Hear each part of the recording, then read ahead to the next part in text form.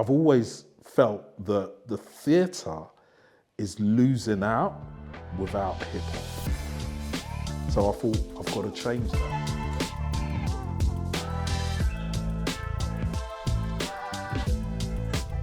Hello, my name is Jonzi D, Artistic Director of Breakin Convention, the international festival of hip hop dance theatre. I cannot remember a time in my life where dance was not integral to existence. I'm the last of 6 kids and all of them danced in some way or another. So when I came into being, I just saw dance as a part of life.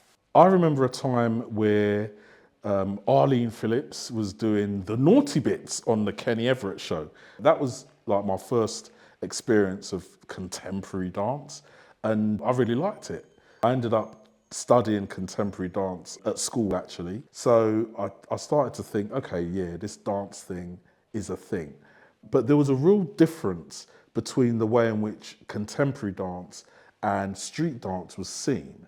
For example, I felt that street dance wasn't acknowledged by the institutions. So I always felt awkward in that I had this real deep passion for hip hop, but the theatre didn't seem to want anything to do with it. That was one of the things that really bothered me as well, because it looked like there was a link to do with racism in that this dance style, which clearly has originated from people of colour, is not seen as important as classical ballet and contemporary dance. I remember 1984 Covent Garden, them Lycra-wearing contemporary dancers were looking down their noses at us as they come out of Pineapple Studios.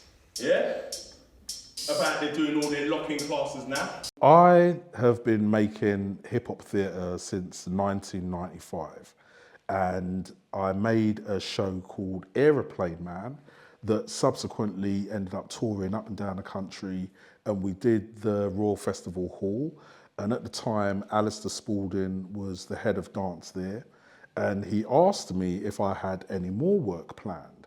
And at the time I didn't, but what I had done was I toured around the world with my previous show, Lyrical Theatre, and I visited hip hop dance festivals that were exploring theatre.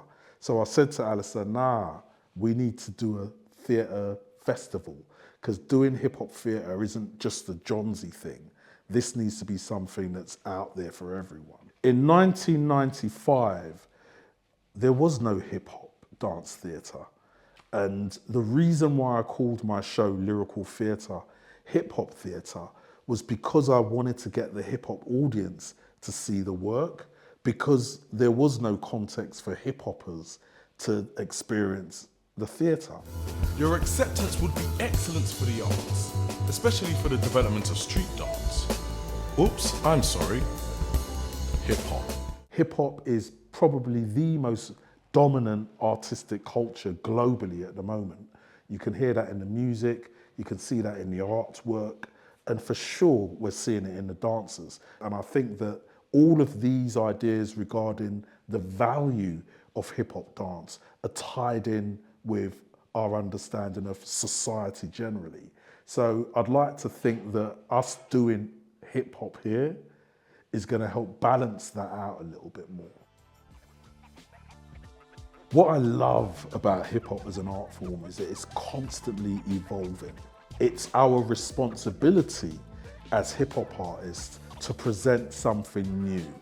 So it's natural that we're going to constantly evolve. Hip hop is such a beautiful culture and a beautiful form. In spite of some of the media portrayals of it, if you experience this culture, you'll understand how beautiful, how welcoming it is, and how everybody's accepted.